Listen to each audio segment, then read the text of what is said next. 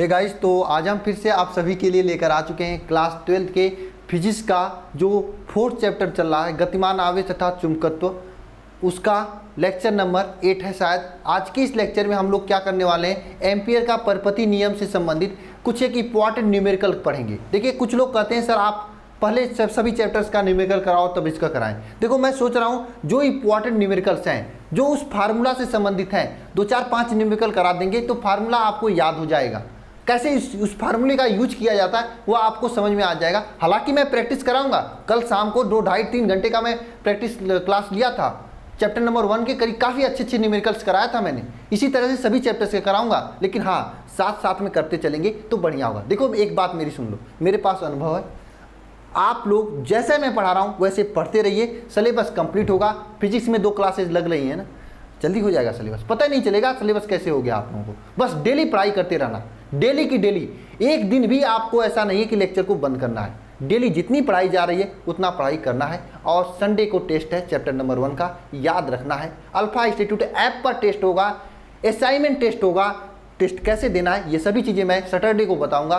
कब होगा टेस्ट ये सभी चीज़ें मैं आपको बेकायदे बताऊंगा, परेशान नहीं होना है, ठीक है। तो चलिए लेक्चर को स्टार्ट करते हैं। देखिए, आज थोड़ा सा कल के लेक्चर में छूटा हुआ था टोराइड, धारावाही टोराइड क्या होता है उसके बारे में थोड़ा सा कल के लेक्चर में छूटा हुआ था, उसको हम लोग पढ़ेंगे। उसके बाद काफ़ी अच्छे न्यूमेरिकल्स करेंगे, ठीक है। तो चलिए इस लेक्चर को स्टार्ट करते हैं। तो सबसे पहले आप सभी लोग हेडिंग कर लीजिएगा टोराइड। टोराइड, देखिए टोराइड क्या होता है, सीधी सी बात है, आप लोग जानते हैं और पढ़े भी हैं। क्या क्या जानते हैं, क्या पढ़े हैं? परिनालिका, धारावाही परिनालिका। क्या होता है धारावाही परिनालिका? कोई इस तरह से धारावाही परिनालिका होती है। मैंने आपको बताया था, कोई तांबे का एक पाइप इस तरह से होता है, इस पर अगर तारों को ऐसे ऐसे लुपेट दिया जाए, इसे कहते हैं धारावाही परिनालिका। इसे क्या कहते हैं? धारावाही परिनालिका कहते हैं। लेकिन टोराइड क्या होता है? इसी धारावाही परिनालिका, कोई लंबा परिनालिका ऐसे लें, इसमें सबसे पहले हम लोग तारों को लुपेटें। बात समझना सभी लोग, तारों को इस तरह से राउंडिंग किया हमने, एक लंबी धारावाही परिनालिका हमने लिया है। इस धारावाही परिनालिका में तारों को लुपेटे, उसके बाद हमने इस सिरे को घुमाकर एक वृत्त की तरह बना दिया, एक वृत्त बना दिया, एक सर्किल बना दिया, तो इसे कहते हैं टोराइड। बात समझना सभी लोग, इसको हमने घुमाया इस तरह से, इस तरह से घुमाया, इस तरह से घुमाया और इस तरह से वृत्त बना दिया। मतलब इसको घुमाकर ऐसे कर दिया और इसके ऊपर जो ये आपका राउंडिंग था वायर का, ये वायर का राउंडिंग बना है ऐसे ऐसे, ठीक है, इस तरह से। अब मेरा कला उतना अच्छा नहीं कि मैं बनाऊंगा। तो मतलब धारावाही टोराइड क्या होता है? अगर आपसे एग्जाम में पूछे, 1 नंबर में पूछता है एग्जाम में, वैसे हालांकि यहाँ से न्यूमेरिकल बनते हैं, मैं आपको दिखा देता हूँ न्यूमेरिकल कैसे कैसे बनते हैं, आगे मैं बताऊँगा आपको, देखना। 1 मिनट, ये देखो आपका न्यूमेरिकल है, ये परिनालिका से संबंधित है, ये भी है, ये देखिए टोराइड से संबंधित न्यूमेरिकल है, ये टोराइड से संबंधित न्यूमेरिकल। तो ऐसे न्यूमेरिकल्स बनते हैं, ठीक है, आगे मैं कराऊंगा, ठीक है। ऐसे न्यूमेरिकल्स बनते हैं। तो अगर आपसे कोई पूछता है कि टोराइड क्या होता है, तो आप क्या बताएंगे? कोई भी धारावाही परिनालिका है, परिनालिका को घुमाकर वृत्त बना दें। अरे होता है ना यार, बना दोगे वृत्त, कोई दिक्कत तो नहीं है, बना लोगे ना, तो वृत्त बना देते हो, तो उसे क्या कहते हैं? टोराइड कहते हैं। ये आपका टोराइड है। तो इस टोराइड के कारण चुंबकीय क्षेत्र की तीव्रता हमें ज्ञात करनी है। टोराइड के कारण चुंबकीय क्षेत्र की तीव्रता का एक फार्मूला ज्ञात करनी है, जो फार्मूला आता है एम्पियर के परपति नियम के उपयोग से ही। लेकिन वह आपको प्रूफ नहीं करना है, केवल याद करनी है फार्मूला। एक बार याद कर लेंगे तो हमेशा के लिए हो जाएगा। न्यूमेरिकल पूछे जाते हैं, न्यूमेरिकल कर ले जाओगे आप लोग, ठीक है।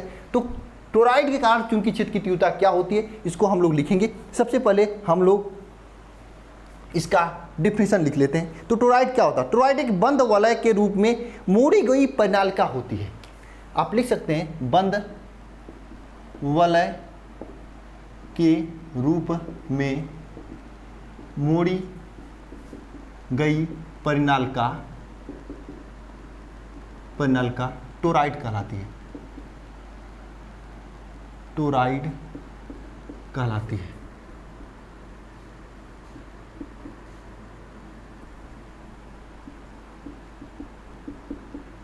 मतलब बंद वलय के रूप में मोड़ी गई परिनालिका क्या कहलाती है?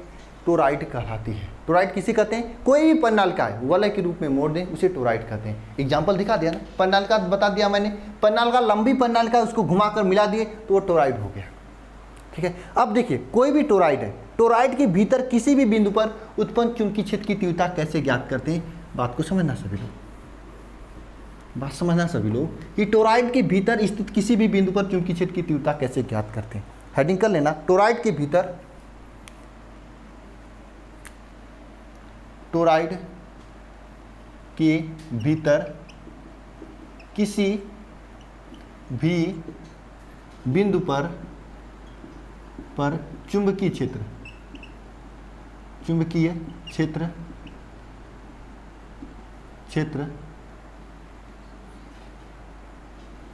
की तीव्रता, टोरॉइड के भीतर स्थित किसी भी बिंदु पर चुंबकीय क्षेत्र की तीव्रता कैसे ज्ञात करेंगे?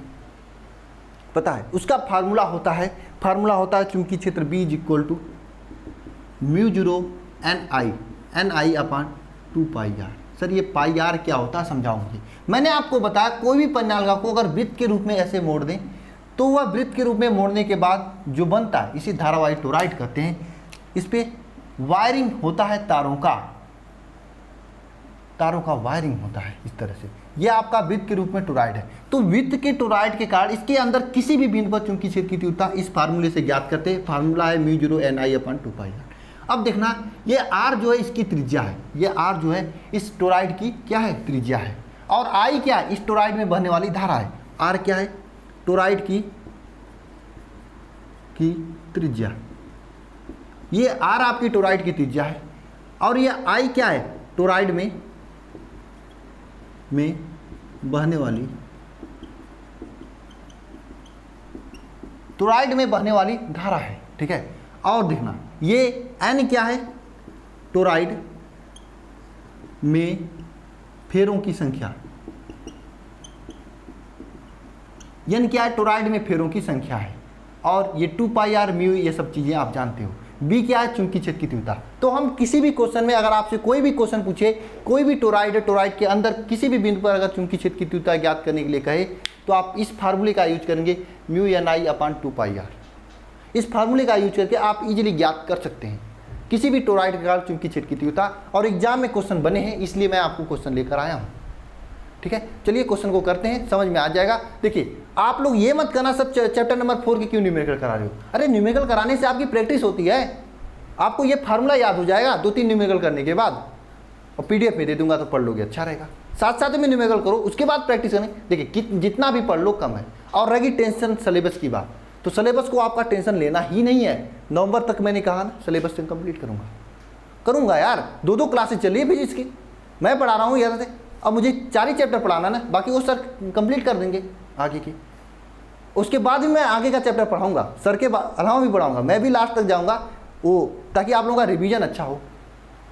और टारगेट बैच वगैरह आने वाली है अगले महीने में, उसमें भी कंप्लीट होगा। परेशान नहीं होना सिलेबस को लेकर, जो पढ़ा रहा हूँ डेली पढ़ते रहना। कुछ लोग कहते हैं, अब याद नाम नहीं, कोई विकास अग्रवाल जी हैं, कहते हैं सर आप ये बहुत गलत कर रहे हैं, मेरे ज़िंदगी के साथ खतरनाक बातें करते हैं वो, कि सर आप पीछे के चैप्टर्स के न्यूमेरिकल नहीं कराए, इसके न्यूमेरिकल करा रहे हैं। तो भाई एक बात ध्यान लो, चैप्टर पढ़ते पढ़ते न्यूमेरिकल करोगे तो अच्छे समझ में आते हैं। साथ में बाद में भी न्यूमेरिकल कर लिया करो, प्रैक्टिस क्वेश्चन कर लिया करो, ठीक है। हमेशा करना चाहिए। बात समझ में आ रही है? देखो मुझे पढ़ाना है, आपको जो मैं पढ़ा रहा हूँ डेली पढ़ते रहिए, ठीक है। आपके लिए काफ़ी हेल्पफुल होगा। तो ये सभी चीज़ें हो चुकी हैं। अब हम लोग टोरॉइड के न्यूमेरिकल्स करेंगे, ठीक है। इस फार्मूले को हम रहने देते हैं, ठीक है। क्वेश्चन की तरफ चलते हैं। अभी मैं क्वेश्चन आपको लगा रहा हूँ टोरॉइड वाला, ठीक है। चलिए क्वेश्चन टोरॉइड वाला आपका क्या है यहाँ पर, ये तो आपका परिनलिका का क्वेश्चन है, ये भी है, ये टोरॉइड का क्वेश्चन है। इसको लगाओ, उसको रहने दो। एक टोरॉइड है जिसकी लंबाई क्या है 100 सेंटीमीटर है और फेरों की संख्या कितनी है 500 फेरे हैं। एक टोरॉइड है जिसकी लंबाई, मुझे क्वेश्चन पढ़ने दीजिए जरा, तो 1 मिनट।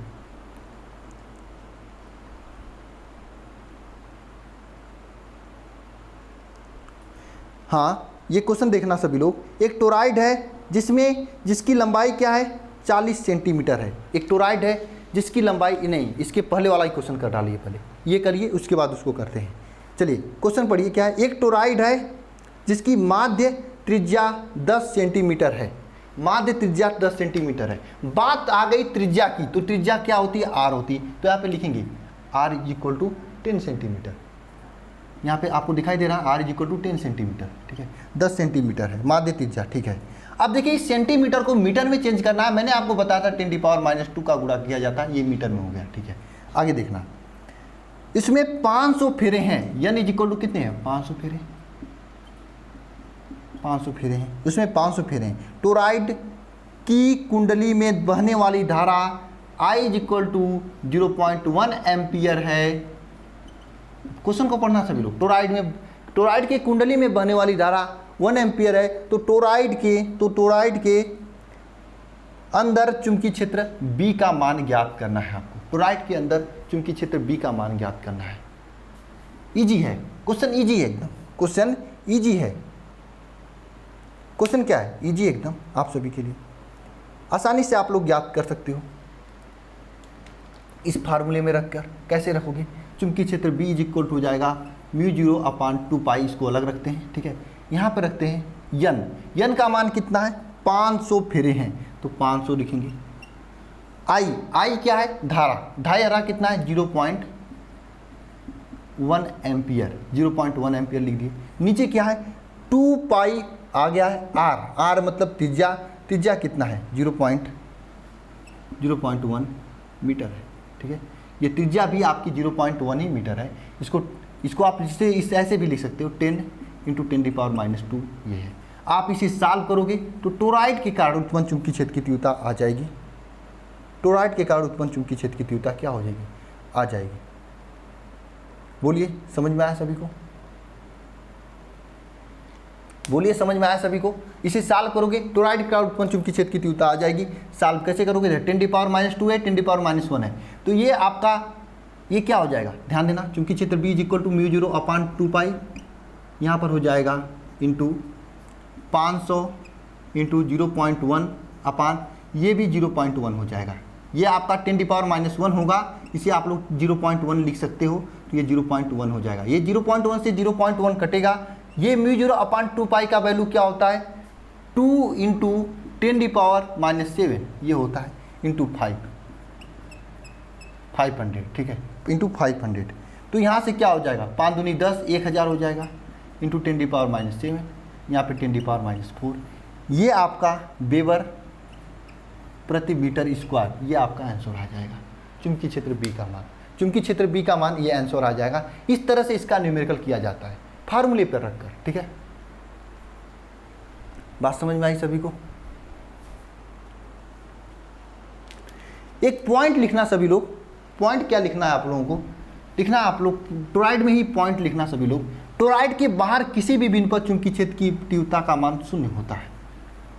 क्या लिखना है आपको, टोरॉइड के बाहर किसी भी बिंदु पर चुंबकीय क्षेत्र की टोरॉइड के बाहर लिखना है आपको, टोरॉइड के बाहर किसी भी बिंदु पर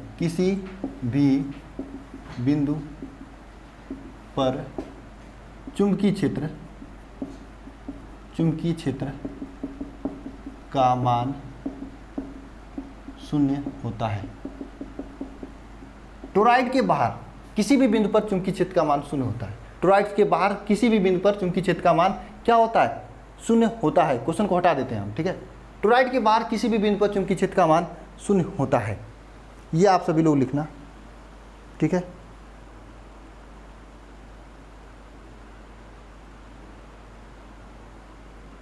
अब देखिए ये चुंबकीय क्षेत्र का मान जो है दो चीज़ों पे निर्भर कर रहा है फार्मूले से, फेरों की संख्या। अगर देखिए ये प्रोपोर्शनल है फेरों की संख्या है। किसी भी टोरॉइड में जितना फेरों की संख्या बढ़ाएंगे चुंबकीय क्षेत्र का मान बढ़ेगा। किसी भी टोरॉइड में जितना भी धारा बढ़ाएंगे, ये देखिए फार्मूले से स्पष्ट है, जितना भी धारा बढ़ाएंगे टोरॉइड में चुंबकीय क्षेत्र का मान बढ़ेगा। किसी भी टोरॉइड में जितना फेरों की संख्या बढ़ाओगे उतना बढ़ेगा क्या चुंबकीय क्षेत्र का मान, उतना ही जितना धारा आप लोग बढ़ाओगे उतना चुंबकीय क्षेत्र का मान बढ़ेगा, ठीक है। अब एक चीज़ और आती है, किसी भी टोरॉइड का अगर त्रिज्या जितना बढ़ाओगे चुंबकीय क्षेत्र B का मान उतना घटेगा। इसको बढ़ाओगे तो ये घटेगा ना, क्योंकि ये नीचे है, अगर नीचे होता तो ये घटता है, सेम पे होता तो बढ़ता है। ये बढ़ेगा तो ये बढ़ेगा, अगर ये बढ़ेगा तो ये बढ़ेगा, ये बढ़ेगा तो ये बढ़ेगा, ये बढ़ेगा तो ये बढ़ेगा। समझ में आ रही है सब बात। तो ये पॉइंट कभी कभी पूछ देता है ऑब्जेक्टिव में, किसी टोरॉइड में चुंबकीय क्षेत्र का मान कैसे बढ़ाते हैं धारा, तो उसकी वृत्त की जो है फेरों की संख्या बढ़ाकर, धारा की संख्या बढ़ाकर, त्रिज्या बढ़ाकर, तो आप सभी लोग आसानी से इसे क्या कर लेना। ठीक है, तो ये हो गया टोरॉइड। चलिए नेक्स्ट क्वेश्चन की ओर चलते हैं। टोरॉइड में एक और क्वेश्चन था ना, एक मिनट, ये आपका ये तो ये हो गया, ये वाला क्वेश्चन, ये वाला भी क्वेश्चन अच्छा है। चलिए करते हैं इस क्वेश्चन को। चलिए ये हो गया, ठीक है, इस क्वेश्चन को करते हैं। करिए सभी लोग, क्वेश्चन को करिए कि करना पड़ेगा। क्या हुआ, क्वेश्चन हो जाएगा या करना पड़ेगा? अरे बताओ, इसमें क्या है? एक टोरॉइड है जिसकी लंबाई 40 सेंटीमीटर है। एक टोरॉइड है जिसकी लंबाई क्या है? 40 सेंटीमीटर है। ये लंबाई है आपका 40 सेंटीमीटर। यहाँ पर ही आपको खेल करना है। ये लंबाई है 40 सेंटीमीटर, ठीक है, ये लंबाई है 40 सेंटीमीटर। फेरों की संख्या इसमें कितना है? फेरों की संख्या कितना है इसमें? 500 है। फेरों की संख्या यानी इक्वल टू 500 है। यदि टोरॉइड के तार में 3 एम्पीयर की धारा बहती है, धारा I equal to 3 ampere, 3 ampere की धारा बहती है, टोरॉइड के तार में 3 एम्पीयर की धारा बहती है, तो टोरॉइड के भीतर अक्ष पर चुंबकीय क्षेत्र की तीव्रता ज्ञात करना है। टोरॉइड के भीतर अक्ष पर चुंबकीय क्षेत्र की तीव्रता ज्ञात करना है। अब बोलो क्या होगा, बताना पड़ेगा। सब चीज़ें दी हैं, आपका आई का वैल्यू दिया है, एन का वैल्यू है और यल का वैल्यू आपको दिया है, लेकिन आर का वैल्यू नहीं दिया है। अब बात समझना, टोरॉइड की लंबाई, ये कोई भी टोरॉइड है, ऐसे ही टोरॉइड होता है ना, मैं बना रहा हूँ फिर से टोरॉइड को, ऐसे ही टोरॉइड होता है ना। इस पूरी टोरॉइड की लंबाई क्या होती है? ये टोरॉइड है आपका, ये टोरॉइड है। इस टोरॉइड की लंबाई क्या होती है? इस टोरॉइड का परिधि होगा। टोरॉइड की लंबाई इज इक्वल टू टोरॉइड की परिधि। टोरॉइड की लंबाई इज इक्वल टू टोरॉइड की परिधि होगा। इस टोरॉइड की जितनी लंबाई है, ये यहाँ से शुरू करेंगे तो यहाँ से दोबारा आएंगे तो ये टोरॉइड की परिधि होगी ना, और टोरॉइड की परिधि क्या है? 2πr, यानी L is equal to 2πr हो जाएगा। यानी 2πr का वैल्यू 40 होगा, आपको कुछ करना नहीं है। 2πr का वैल्यू दे दिया है 40। क्वेश्चन थोड़ा सा ट्विस्टेड था। अब n का वैल्यू आपका 500 है, i का वैल्यू 3 है। क्वेश्चन में रख के आंसर निकाल देना, निकाल लोगे, कुछ नहीं करना है। यहाँ पे ट्विस्ट यही था, इससे अधिक नहीं घुमा सकता आपको।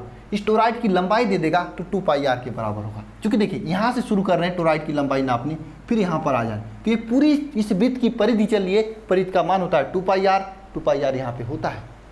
इस 2πr का वैल्यू लंबाई, अगर लंबाई देता तो वो 2πr के बराबर ही होता है। इस नीचे आप 2πr का वैल्यू 40 रखोगे और ऊपर म्यू का मान जानते हो, ni दिया है, आप रख कर आंसर निकाल सकते हैं। बोलिए क्या हुआ, समझ में आया सभी को? चलिए अब हम जो 2 क्वेश्चन कराने वाले हैं, ये 2 क्वेश्चन आप सभी के लिए मैं दे रहा हूँ।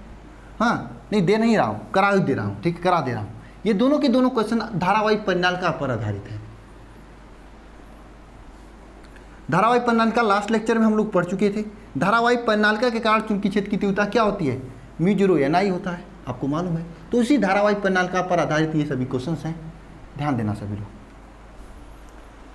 धारावाहिक परिणालिका पर आधारित क्वेश्चन हैं ये दोनों, ठीक है। पहले धारावाहिक परिणालिका के बारे में हम लोग समझ लेते हैं। कोई भी धारावाहिक परिणालिका है, कोई भी धारावाहिक परिणालिका है, तो धारावाहिक परिणालिका के कारण चुंबकीय क्षेत्र की तीव्रता B इक्वल टू क्या होता है? B इक्वल टू क्या होता है? धारावाहिक परिणालिका के कारण चुंबकीय क्षेत्र की तीव्रता B इक्वल टू μ0 ni होता है। B इक्वल टू μ0 ni होता है। जहाँ पर n क्या है, जहाँ पर I क्या है? प्रवाहित धारा है। n क्या है? फेरों की संख्या प्रति एकांक लंबाई में फेरों की, ये फार्मूला मैं आपको कल प्रूफ भी कराया था ना। इस पर आधारित न्यूमेरिकल कराते हैं। और B आपका चुंबकीय क्षेत्र, ये आप सभी को मालूम है, μ0 ni ये फार्मूला होता है। यहाँ पर I क्या है? प्रति एकांक लंबाई में फेरों की संख्या है। I क्या है? प्रति एकांक लंबाई में फेरों की संख्या है।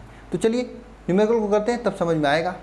ये देखिए, एक वायु में क्या है? एक प्रणालिका है जिसकी लंबाई 40 सेंटीमीटर है, जिसकी लंबाई क्या है 40 सेंटीमीटर है, और इसमें फेरों की संख्या, इसमें एक थोड़ा सा ट्विस्ट होता है, ट्विस्ट मैं समझाने चाह रहा हूँ आप लोगों को। ये पहला क्वेश्चन है आपका,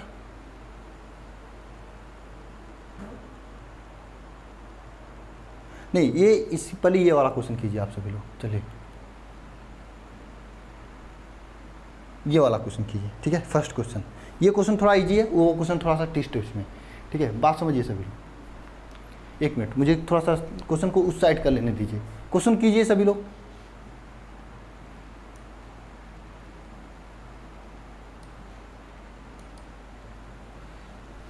क्वेश्चन कीजिए सभी लोग।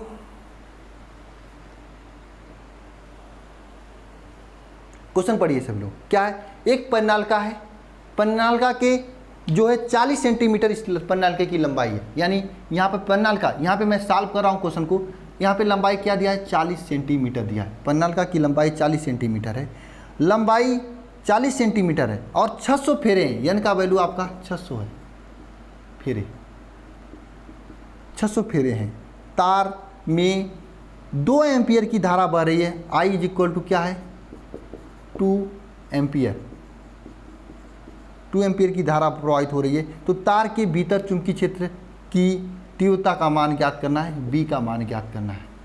तार के भीतर चुंबकीय क्षेत्र की तीव्रता का मान ज्ञात करना है, ये ज्ञात करना है। तो इस क्वेश्चन को कैसे लगाएंगे, देखिए यन जो होता है ये फेरों की संख्या, लेकिन आपको यहाँ पर जो ये यन है, ये यन है, ये जो स्मॉल यन के बराबर होता है, ये कैपिटल यन क्या होता है आप हमेशा देख लेना, जहाँ पर भी फेरों की संख्या दे कैपिटल यन, ये वाले यन निकालने के लिए क्या लिखते हैं, जो आपका स्मॉल यन बटे यल करते हैं, यानी जो लंबाई दिया जाता है इससे भाग देते हैं, ठीक है। Capital N is equal to 600 बटे यल 40, यानी और यहाँ से 15 हो जाएगा, 15, ये कैपिटल यन का वैल्यू है। अब आप सभी के पास बी का मान है, इसके कैपिटल यन का वैल्यू हो गया, चूंकि क्षेत्र बी का मान इजीली आ जाएगा, कितना हो जाएगा, म्यू का मान 4 पाई इंटू 10⁻⁻7 हो जाएगा। बी, ये आपका यन का मान कितना हो जाएगा, मैं कह रहा हूँ कहीं पर भी आपको यन का मान निकालना हो मैं समझा सकता हूँ, लेकिन आप समझेंगे तो ऊपर से चला जाएगा। मैं ये कोशिश कर रहा हूँ, आपको कहीं पर भी पूछे हमेशा लंबाई का भाग दे देना है, तो वे आपका कैपिटल यन का मान यहाँ पे रखना है, ठीक है। इंटू देखना 15 हो जाएगा, जो कि इस प्रति एकांक लंबाई में हो गया, ठीक है। और इसमें बहने वाली धारा आई क्या है 2 एम्पियर, 2 एम्पियर, ये आपका आंसर हो जाएगा। इसे आप सभी लोग सॉल्व कर लेना, इसे आप सभी लोग सॉल्व कर लेना, आंसर आ जाएगा, ठीक है। इस तरह से आपके क्वेश्चन बनते हैं, यानी आपको हमेशा लंबाई यन अपान यल के रूप में रखना है। अगर आपको देखें यहाँ पे लंबाई दिया है, ये यन का मान दिया है, तो यन अपान यल कर देना। बोलिए सभी को समझ में आया, नहीं समझ में आया क्या? वैसे तो क्वेश्चन काफ़ी है हमारे पास, ये क्वेश्चन है, इसके अलावा ये वाला क्वेश्चन देखिए, क्या कर रहे हो?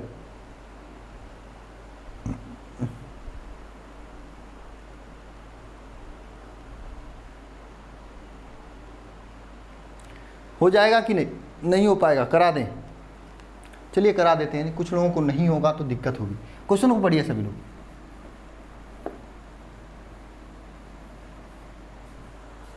क्वेश्चन को पढ़िए सभी लोग। क्वेश्चन क्या कर रहा है? क्वेश्चन कह रहा है एक वाय में प्रणालिका है जिसकी लंबाई यल क्या है 40 सेंटीमीटर है,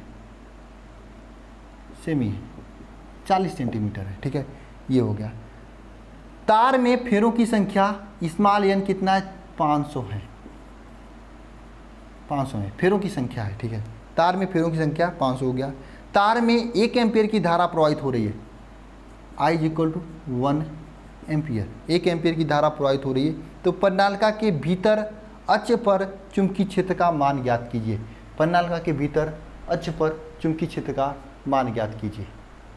भीतर अक्ष पर चुंबकीय क्षेत्र का मान ज्ञात कीजिए। तो हमेशा आपको मालूम है चुंबकीय क्षेत्र B = होता है μ0 Ni, कैपिटल Ni, ठीक है। अब देखिए ये जो n होता है ये तो पूरी लंबाई की फेरों की संख्या होती है, लेकिन आपको इस कैपिटल N को रखा जाता है स्मॉल n/n, यानी प्रति एकांक लंबाई दी जाती है। स्मॉल n का वैल्यू यहाँ पे दिया है 500 और ये यल की लंबाई 40, ये कट जाएगा, 4 2 2 दूनी 4, 25 हो जाएगा, यहाँ पे 25/2 हो जाएगा। ये कैपिटल एन का वैल्यू है, ये कैपिटल एन का वैल्यू है। इस कैपिटल एन का वैल्यू यहाँ पे रखेंगे।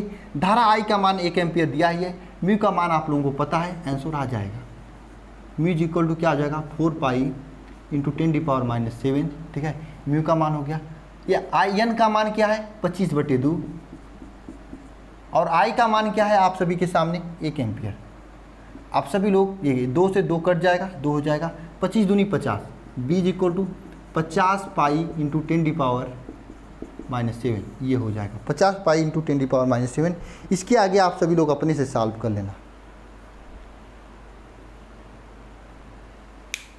ठीक है।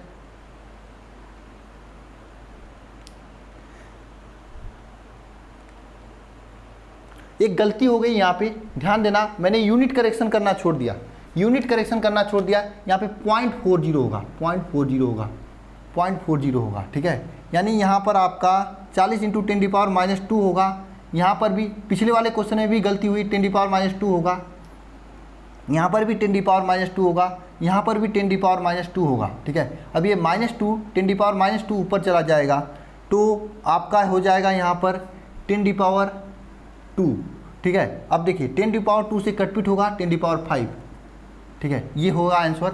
थोड़ी सी गलती हुई यहाँ पर, ये मीटर को सेंटीमीटर को मीटर में हमने नहीं चेंज किया, तो छोटी मोटी सिल्ली मिस्टेक होती रहती है। इसके पहले वाले क्वेश्चन, जो ये वाला क्वेश्चन कर रहे थे आप लोग, ये वाला, इस वाले क्वेश्चन में भी यही गलती हुई थी। यहाँ पर आपका जो 40 सेंटीमीटर लंबाई है, इसे 0.4 लेकर करना चाहिए था, गलती हुई है, सभी लोग सुधार लेना, होती रहती है थोड़ी मोड़ी, ठीक है। चलिए मिलते हैं नेक्स्ट लेक्चर में, गलती चलती रहती है, ठीक है। और इसके अलावा मैं जो PDF आज का है, कोशिश करेंगे कि जो लेक्चर नंबर 1 से अब तक का PDF है एक साथ मैं टेलीग्राम पे दे दूं, ठीक है। अब पूरी कोशिश है, क्लासेस बेहतरीन तरीके से चल रही है, ज़रूरत है आप सभी लोगों को बेहतरीन तरीके से पढ़ाई स्टार्ट करने को लेकर। अगर अब नहीं करेंगे तो लेट हो जाएगा मेरे भाई, कुछ नहीं कर पाएंगे, ठीक है। अभी करेंगे तो बहुत ही गाजे बजाते की तरह एक मतलब सिंपल तरीके से सिलेबस कंप्लीट होगा, चीज़ें आपको प्रैक्टिस होती रहेंगी। कल मैं लॉरेंज बल वगैरह के बारे में डिस्कस करेंगे। आज न्यूमेरिकल कराना जरूरी था आप सभी के लिए, क्योंकि आपकी एग्जाम में ये सभी क्वेश्चंस इंपॉर्टेंट हैं और पूछी जाती हैं। तो मिलते हैं नेक्स्ट लेक्चर में, सभी को लेक्चर देखने के लिए सभी को बहुत बहुत धन्यवाद, थैंक यू, ओके।